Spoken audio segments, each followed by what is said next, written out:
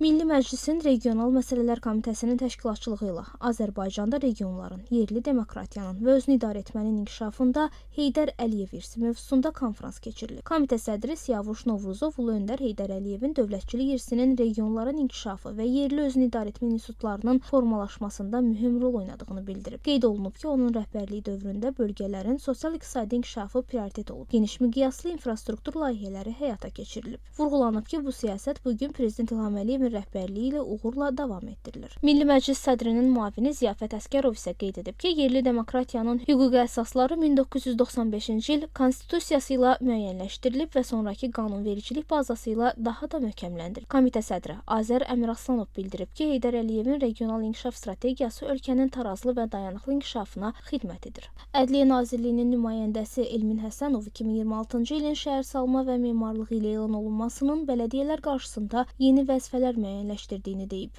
Sonda Adil Əhmədov bələdiyyə fəaliyyətində rəqəmsallaşma istiqamətində görülən işlər və qarşıdakı hədəflər barədə məlumat verib.